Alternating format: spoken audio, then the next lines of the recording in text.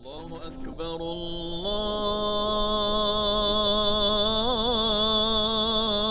Akbar, Allah. Assalamualaikum. Ada kalanya masalah kesihatan membatasi pergerakan kita. Tapi jangan risau. Jom tonton panduan ringkas cara solat sambil duduk.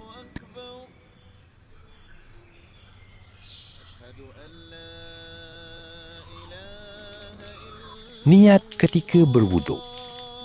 Nawaitul wudu'a lillahi ta'ala. Sahaja aku mengambil wuduk kerana Allah Ta'ala. Bagi tangan yang berbalut, basuh mana-mana bahagian kulit atau jari yang terdedah dan tidak tertutup dengan balutan. Kemudian, basahkan tapak tangan anda dan sapukan air secara lembut ke atas seluruh permukaan balutan.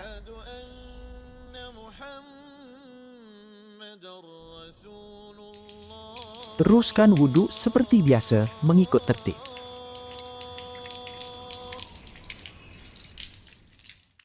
Dan akhiri wuduk anda dengan membasuh kedua-dua belah kaki hingga ke buku lali.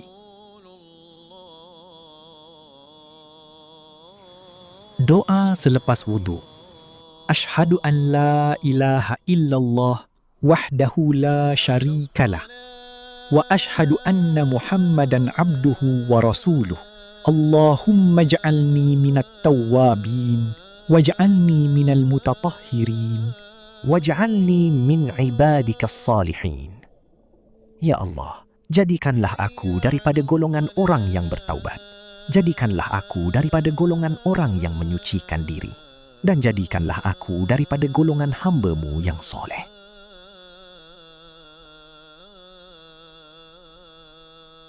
Adab ketika masuk masjid.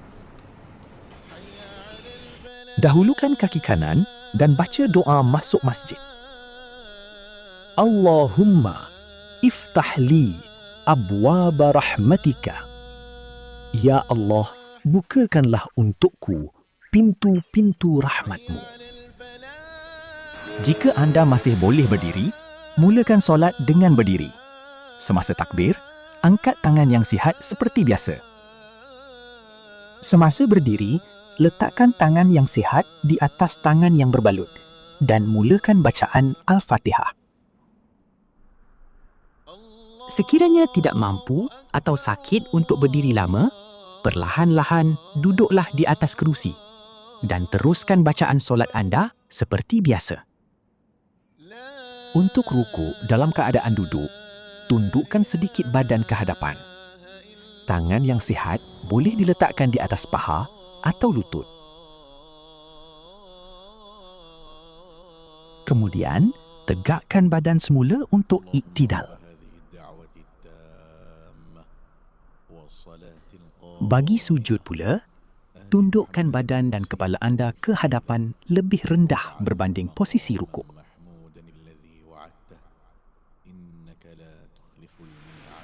Habiskan solat anda dalam keadaan duduk sehingga bacaan tahiyat dan berikan salam.